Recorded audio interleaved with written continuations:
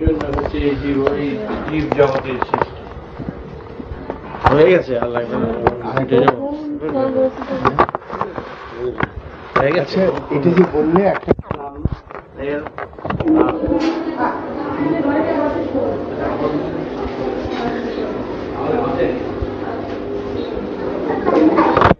করাচ্ছে ঠিকই, করার ভিতরে এটি হলো বিশেষত্ব যে তোমার করার স্বাধীনতাটা তোমার হস্তে অর্পণ করে দিয়েছে। ইচ্ছা করলে তুমি বসতেও পারো, ইচ্ছা করলে তুমি দাঁড়াতেও পারো, ইচ্ছা করলে তুমি শুয়েও থাকতে পারো। এই স্বাধীনতা তোমার হাতে ন্যস্ত আছে বলেই তোমার করণীয় আছে অনেক। তোমার চোখ মুখ ইন্দ্রিয়গুলো দিয়েছে, তুমি দেখে দেখে চলো, বুঝে বুঝে চলো, একে অন্যকে সাহায্য সহযোগিতা করে চলো, নিজে রক্ষা পাও, অন্যকে রক্ষা করো। এই স্বাধীনতা বোধ তোমাদের দিয়ে দেওয়া হয়েছে যাতে সামঞ্জস্য রক্ষা করে চলতে পারো। সুতরাং তোমাদের এইটুকুনো তোমরা মনে করো না যে তোমাদের জন্য লেখা রয়েছে, তোমাদের ভাগ্যে রয়েছে বা কপালে রয়েছে, আমি করে করাচ্ছি, তোমাদের এই করতে হবে বা পরিণতিতে এই হবে। এর জন্য এই স্বাধীনতা নয়। তোমাদের স্বাধীনতা এইটুকুনি দেওয়া হয়েছে আমার তরফ থেকে। প্রকৃতি বলছেন যে দিয়ে দেওয়া হলো, সব কিছু দিয়ে তোমাদের ছেড়ে দেওয়া হলো। এখন তোমরা এই সব আমার সাহায্য সহযোগিতার সুযোগ সুবিধা নিয়ে তোমরা যেই সঠিক পথ তোমাদের জানিয়ে দেওয়া হলো, যেই বিবেকের পথ জানিয়ে দেওয়া হলো যে এই পথে এই পথই তোমাদের পথ, সেটাও তোমাদের অ্যারো দিয়ে জানিয়ে দেওয়া হলো, অ্যারো মার্ক দিয়ে জানিয়ে দেওয়া হলো। এখন তোমরা যদি তোমাদের স্বাধীন চিন্তা বা বুদ্ধি যে দিয়ে দেওয়া হয়েছে তার চেয়ে যে ব্যতিক্রম করো, ব্যতিক্রমের বুদ্ধিও আমারই দান। কিন্তু তুমি যদি সেই ব্যতিক্রমের বুদ্ধির পথে যদি নিজেকে নিয়োজিত করো, তার চলার স্বাধীনতা তোমার হাতে অর্পণ করা আছে বলে এইটুকুনো তোমার স্বাধীনতা, সেখানে তোমার স্বাধীনতা রয়েছে। সবটাই আমার দান, সবটাই ব্যবহার করার সুযোগ সুবিধা তোমার হস্তে। কিন্তু কোন দিকে যেতে হবে, কি পথে তোমার চলতে হবে, সেগুলো আমারই দেওয়ার। তুমি এখন বেছে নাও, জেনে নাও তোমার কি করা কর্তব্য, এবং কি করা কর্তব্য সেটাও তোমাকে জানিয়ে দেওয়া হয়েছে। কিভাবে চলতে হবে তাও তোমাকে জানিয়ে দেওয়া হয়েছে। তারপরেও যদি আমার এই স্বাধীন দানের মর্যাদা যদি তোমরা নষ্ট করো, তার জন্য দায়ী তোমরা। কারণ আমার স্বাধীনতার তোমরা কি করলে? অযথা বলো অপব্যবহার করলে। সুতরাং এটুকু মনে করো না যে অপব্যবহার যে করলাম এটা তো তোমারই ইচ্ছাতে হয়েছে। সেটা ঠিকই, সেখানেও আমার ইচ্ছা তোমার মধ্যে রয়েছে, সেই ইচ্ছাও আমারই দান। কিন্তু ইচ্ছা তো আরো অনেকগুলো রয়েছে, তার ভিতরে আরো অনেকগুলো ইচ্ছা রয়েছে। সেই ইচ্ছাগুলোতে তুমি হাত দিয়ে দেখো কোন ইচ্ছাটা করলে তোমার পক্ষে শুভ হবে, সেই বুদ্ধিও দেওয়া হয়েছে। সুতরাং এখন তোমার বুঝে নিতে হবে কোন ইচ্ছার পথে গেলে, কোন ইচ্ছাটা নিজের জীবনে ব্যবহার করলে প্রকৃতির ইচ্ছার সাথে যুক্ত হওয়া যায়, সেটা তোমার বুদ্ধিতেই সেটা রয়েছে। এখন তুমি সেটা সুন্দরভাবে ব্যবহার করে সেই দিকেই তুমি চিন্তা রেখে চলবে। বুঝতে পেরেছ? আমারই করার বুদ্ধি রয়েছে, আমি রাগ করি, আমি ব্যবহার করি, আমি অন্যায় করতেছি, অন্যায়ের বুদ্ধি বা ওকে আমি মেজাজ করতেছি, আমি অপরাধের দিকে যারা মন যেতেছি যাচ্ছে, সবটাই ঠিকই, প্রকৃতির সবটাই না, সবটা রয়েছে তোমার। তুমি তোমার চলার গতি, তুমি যেদিকে তুমি চলতে পারো, তোমার হাতে ড্রাইভিং। ইচ্ছা করলে তুমি গাছে ধাক্কা লাগাইতে পারো, ইচ্ছা করলে দেওয়ালে ধাক্কাতে পারো, ইচ্ছা করে ডুবাতে ফেলে দিতে পারো। কিন্তু সেই ইচ্ছা আছে বলে কি সেই ইচ্ছাটাই করবে না? যে সহজ রাস্তা তোমার রয়েছে, ইচ্ছা করে তুমি বেঁচেও যেতে পারো, বাঁচাতেও পারো। কোন পথ তোমার অবলম্বন করলে কোনটা তোমার ভালো হবে, সেটা তুমি নিজে বিবেচনা করে সেই কাজ তুমি করবে, করা উচিত। কারণ সেই উচিত বুদ্ধিটাও আমারই দান। সবগুলোই তোমাকে আমি সুন্দর করে সাজিয়ে দিয়ে তোমার ভিতরে, চারিদিকে, বাইরে একেবারে প্রচুর জাজ্জলমান প্রত্যক্ষ দৃষ্টান্তের মাধ্যমে তোমাকে চালিয়ে নেওয়ার জন্য, তুমি নিজেকে নিজে চালিয়ে নেওয়ার জন্য, অন্যকে চালনা করার জন্য এমন সব বিষয়বস্তু তোমার সম্মুখে রয়েছে। তোমার বিবেকের সাথে হাত মিলিয়ে চলার অনেক তোমার আছে, ইচ্ছা করলে তুমি করতে পারো। সেই স্বাধীনতা তোমার হাতে অর্পণ করে দিয়ে আমি শুধু অপেক্ষা করছি কবে তুমি আবার আমার সাথে হাত মিলাবে।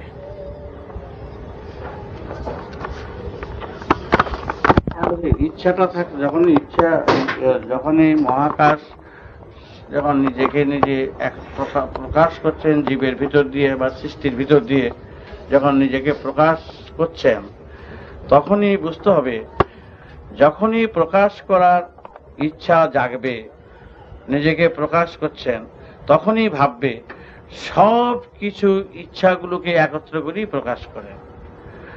কারণ তা না হলে কোনটা ভালো, কোনটা মন্দ, কোনটা সত্য, কোনটা অসত্য, সবগুলো বিবেচনা কথাটা তখনই প্রমাণিত হবে। বিবেচনার বিষয়বস্তুর সম্মুখীন না হলে বিবেচনার কাজটাকে তুমি সুন্দরভাবে লাগাতে পারবে না। যদি বলা হয় যে বিবেচনাটা কি, বিবেচনাটা কি, বিবেকটা কি, তা সুতরাং বিবেচনাটা প্রমাণিত হচ্ছে যে সব কিছুর আবর্জনা, সব কিছুর মন্দের থেকে যেটা ত্রুটিমূলক কাজ, যেটা জীবনের দিকে না গেলেও চলে, এই যে ভালো মন্দ যে বিচার করার যে বুদ্ধি বা বিবেক, এই বিবেক সম্বন্ধে তুমি অভিজ্ঞতা লাভ করতে পারতে না যদি এই সবগুলি যদি না থাকতো। এই সবগুলো আছে বলেই বিবেক সম্বন্ধে তুমি সচেতন হয়েছ। বিবেক কি, বিচার কি, জ্ঞান কি, যদি এগুলো নাই থাকতো তাহলে সৃষ্টির যে একটা ভ্যালু, আমার প্রকাশের যে মূল্যটা, সেটা উপলব্ধি করতে পারতে না।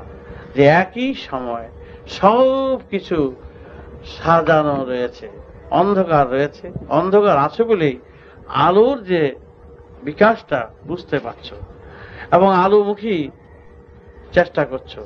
যে অন্ধকার নাই থাকতো, তো অন্ধকার সম্বন্ধে তোমার অভিজ্ঞতাই থাকতো না, সবাই আলোতেই থাকতো। তখন বিবেকটা কি, বিচারটা কি, সেটা বুঝতে সময় লাগতো। বিবেকটা কি, কি করে বিবেকে, তখন চিন্তা করতে হতো। বিবেকটা এই যে ভালো মন্দ, এই জন্ম মৃত্যুর মতন, জন্ম মৃত্যু আছে বলেই তার জন্য চিকিৎসার ব্যবস্থা, রোগ আছে বলেই চিকিৎসকরা নেমে গেল, চিকিৎসার শাস্ত্রটা বেরিয়ে গেল। রোগ না থাকলে চিকিৎসার কোনো ব্যবস্থাই হতো না।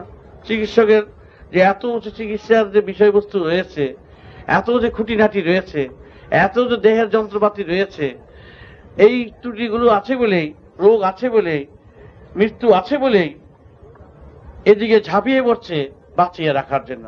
বাঁচিয়ে রাখার জন্য কত তার প্রক্রিয়া, কত তার ব্যবস্থা, কত তার চিকিৎসা, কত তার আর ওষুধ আদির ব্যবস্থা, গাছগাছার থেকে আনার ব্যবস্থা, মাটির থেকে খনন করার ব্যবস্থা, হ্যাঁ, সবাই নেমে গেল এই ব্যবস্থা কল্পে।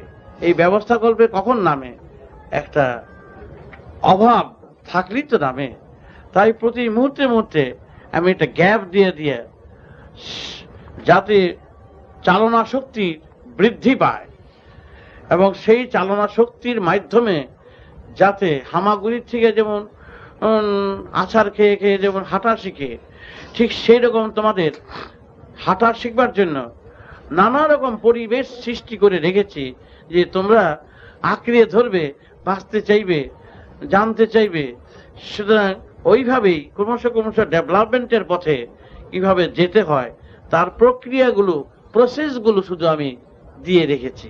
এগুলো সব প্রসেস, এগুলো সব প্রক্রিয়া, এগুলো ব্যবস্থামূলক কাজ। ব্যবস্থার জন্য তোমরা আপনি ঝাঁপিয়ে পড়বে, তা না হলে কেউ এগোতো না, কেউ জানতে চাইতো না এবং জানার আগ্রহ জন্মাতো না। এক একটা সৃষ্টির ভিতর দিয়ে বিভিন্ন রকম রকমারি রয়েছে, এক একটা রূপ কত রূপান্তরিত হয়েছে, কত বহু রূপ, বহু ভাব, বহু সুর, বহু স্বর, বহু ধারা, বহু ব্যবস্থা। প্রতি মুহূর্তে তোমাদের মস্তিষ্কের চালনা, তোমাদের চিন্তার ধারার চালনা, তোমাদের বিবেকের এর চালনা এবং বিবেক শক্তির এই ধারাকে কিভাবে ব্যবহার করতে হবে, প্রতি মুহূর্তে মুহূর্তে তোমাদের এই যে সজাগ করে দেওয়ার যে ব্যবস্থা, এবং ওই ব্যবস্থা থেকেই যাতে তোমরা অগ্রসর হতে পারো, অগ্রসরমুখী হও, তার জন্য এই সবগুলি হলো তার ব্যবস্থামূলক কাজ। তুমি যে প্রকৃতির সাথে যে হাত মিলিয়ে চলবে, চলতে গেলে যেই সবগুলো স্টেপ দরকার, সেই সব স্টেপগুলোর ব্যবস্থা আমি চারিদিকে অগণিত ধারায় বিষয়বস্তুতে রেখে দিয়েছি। তোমরা তাদের অবলম্বন করে করে তোমরা পাহাড়ে উঠবে, উঁচুতে উঠবে, তার জন্য এই সবের ব্যবস্থা। তাই চলবে একটু না চলবে? হ্যাঁ, প্রকৃতি দিচ্ছি যে ধারাবাহিক,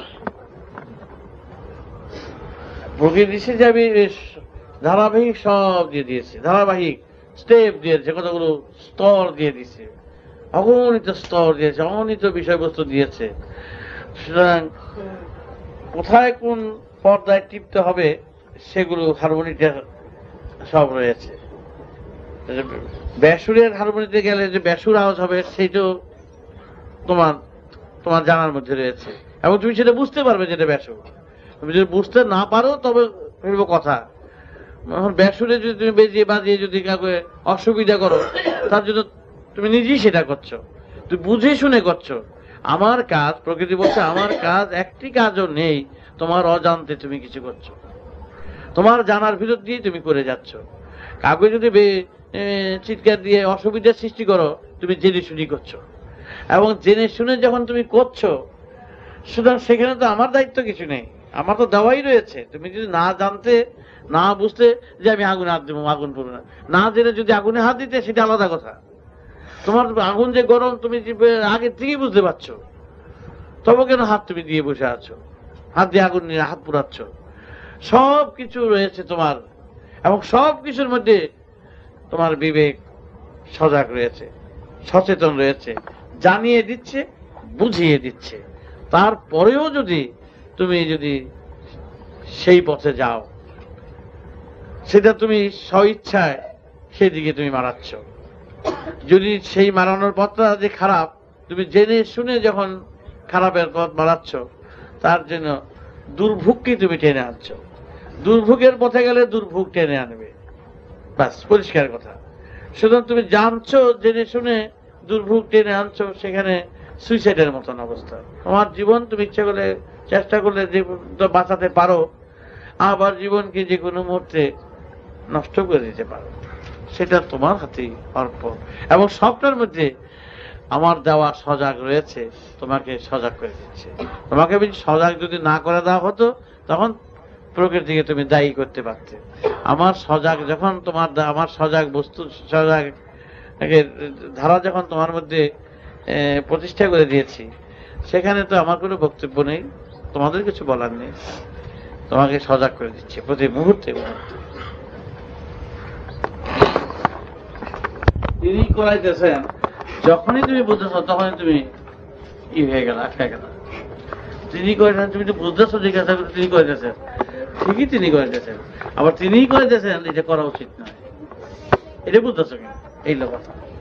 তুমি যদি যদি বুঝে নাও যে এই কাজটা করা উচিত নয়, তাহলে তো তিনিই বলতেছেন এই কাজটা করা উচিত, তুমি কেন করতে গেলে?